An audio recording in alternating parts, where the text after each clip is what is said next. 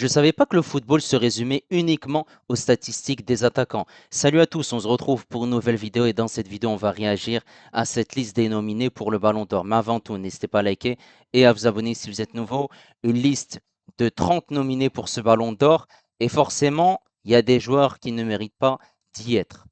Alors, on a Jude Bellingham, Ousmane Dembélé, Gianluigi Donnarumma, Désiré Doué, Denzel Dumfries, Serhou Guirassy, Victor Gyökeres, Erling Haaland, Achraf Hakimi, Harry Kane, Gvisha Kvaratskhelia, Robert Lewandowski, Alexis McAllister, Lautaro Martinez, Kylian Mbappé, Scott McTominay, Nuno Mendes, Joao Neves, Michael Olise, Cole Palmer, Pedri, Rafinha, Declan Rice, Fabien Ruiz, Mohamed Salah, Virgil van Dijk, Vinicius Junior, Vitinha, Florian Wirtz et Lamine Yamal. Forcément, ce qui est très très bien dans cette liste, c'est qu'il y a 9 Parisiens. Ousmane Dembélé, Achraf Hakimi, João Neves, Gianluigi Donnarumma, Désiré Doué, Gvisha Kvaratskhelia, Nuno Mendes, Vitinha et Fabien Ruiz. Par contre, il manque 3 joueurs dans cette liste des nominés. 3 Parisiens,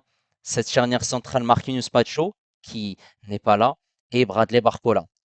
Normalement, tu devais mettre le 11 plus Barcola, mais ils ne l'ont pas fait. Voilà, certes, il y a énormément de Parisiens, et d'ailleurs, c'est un record hein, pour une liste de Ballon d'Or qu'il y ait autant de joueurs d'un seul club. 9 en l'occurrence pour le Paris Saint-Germain, mais je comprends pas.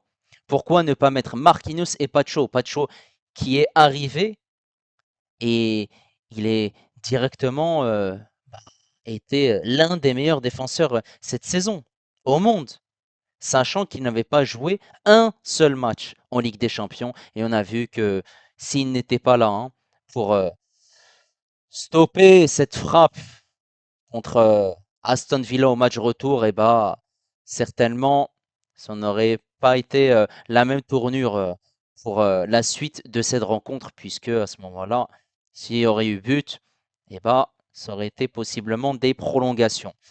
Et forcément, il a été impeccable, irréprochable dans ses prestations, régulier, performant aux côtés d'un Marquinhos qui a été aussi au top. Et forcément, voilà, on avait un Marquinhos qui a été énorme tout au long de cette saison. Et c'est ça que je comprends pas.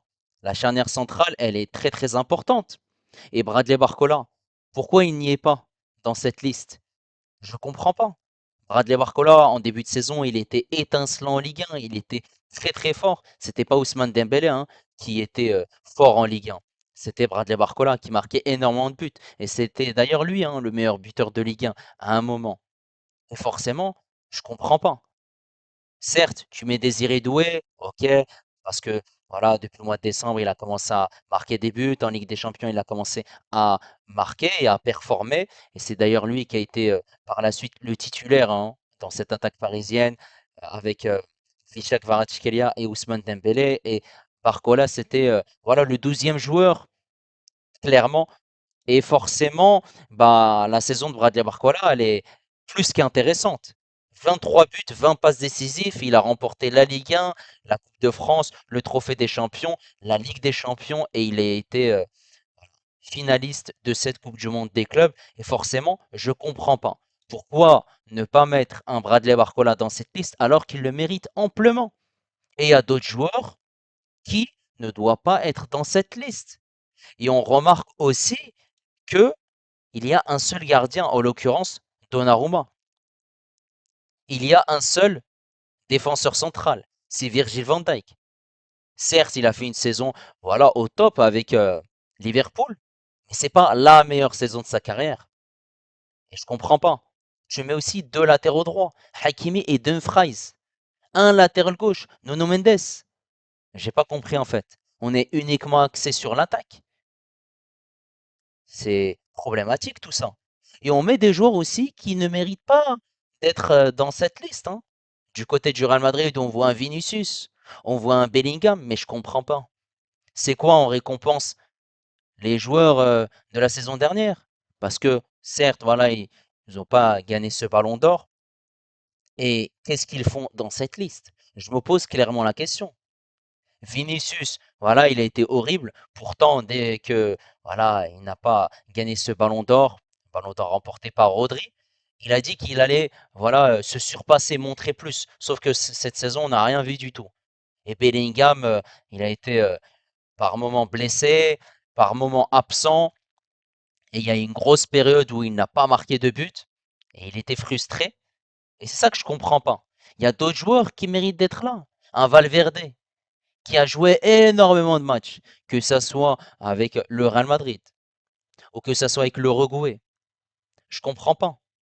Sachant qu'en plus Valverde, il a tout fait au Real Madrid. Il a joué latéral droit, il a joué dans une position reculée au milieu de terrain, dans une position avancée au milieu de terrain. Il a été présent partout, élément indispensable de cette équipe du Real Madrid, mais tu ne le mets pas. C'est ça que je comprends pas en fait. Pourquoi mettre certains joueurs? C'est quoi? Parce que c'est leur carrière, c'est le nom, Vinicius, Bellingham. Un peu de sérieux, l'équipe et France Football. Vous regardez pas les matchs en fait, j'ai compris. Et on peut le remarquer ici hein, sur le site L'équipe. Qu'est-ce qu'on voit? On voit uniquement les statistiques. On voit, voilà, pour Bellingham, 66 matchs, 16 buts, 17 passes décisives, 15 cartons jaunes, 2 cartons rouges, un palmarès avec une Super Coupe d'Europe et une Coupe intercontinentale.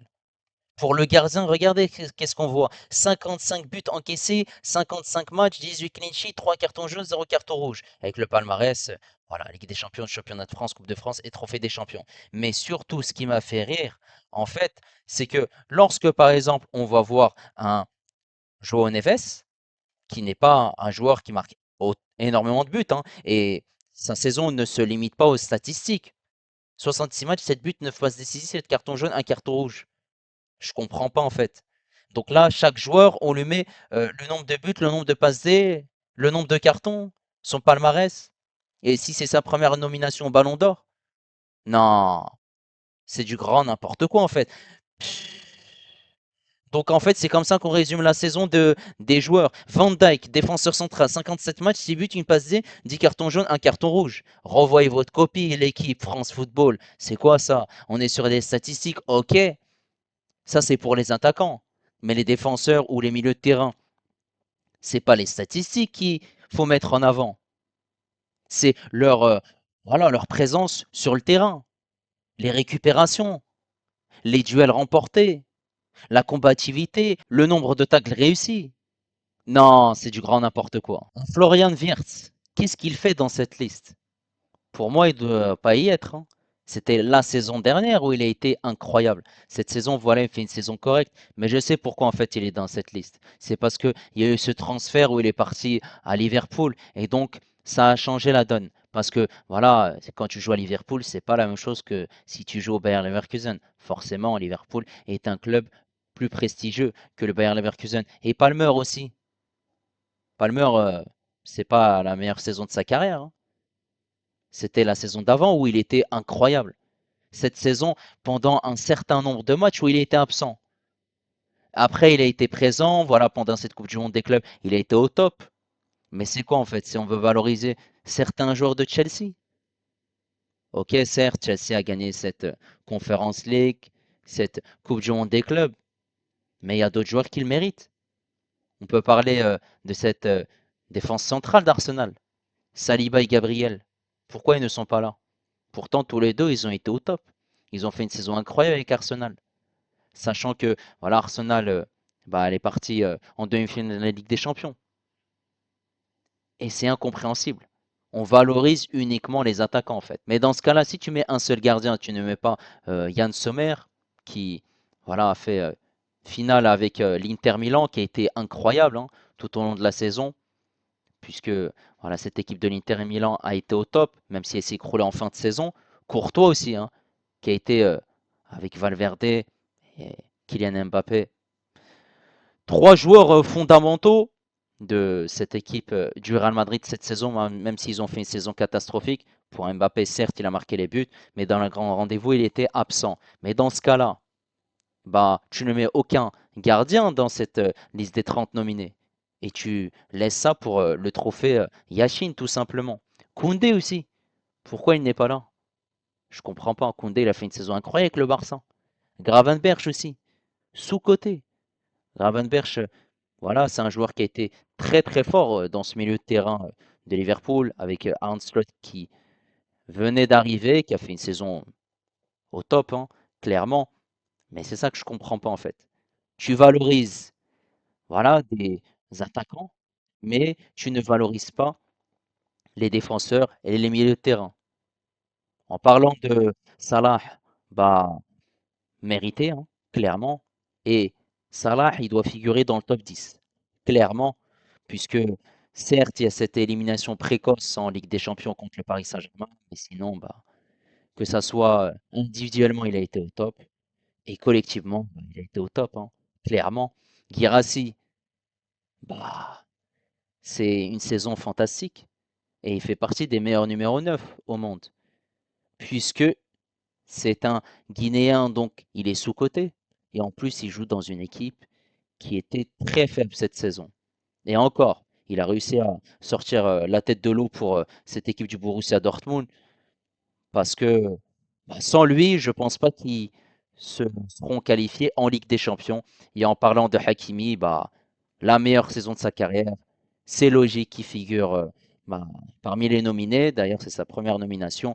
Et Hakimi, bah, il doit figurer dans le top 3. Eh, mais pour moi, c'est le numéro un et il doit être numéro un. Voilà. Guirassy et Salah, ils doivent être top 15. Et encore, je suis très gentil avec Guirassy, hein, il doit être encore plus haut. En tout cas, n'hésitez pas à me dire ce que vous avez pensé de cette liste des nominés, si vous êtes plutôt d'accord, pas d'accord. Est-ce qu'il y a des joueurs que vous aurez plutôt mis dans cette liste, d'autres joueurs retirés? Parce que, certes, tu as des joueurs qui sont présents dans cette liste, mais des fois, j'ai l'impression que ces journalistes-là, ils regardent pas hein, le football. En fait, c'est ouais, lui, je l'apprécie, donc je le mets. Ah non, l'autre, je l'aime pas. Je le mets pas. C'est comme ça que ça fonctionne. Hakimi Ballon d'Or, n'hésitez pas à liker, n'hésitez pas également à vous abonner si vous êtes nouveau. Et moi, je vous dis à la prochaine. Ciao les amis.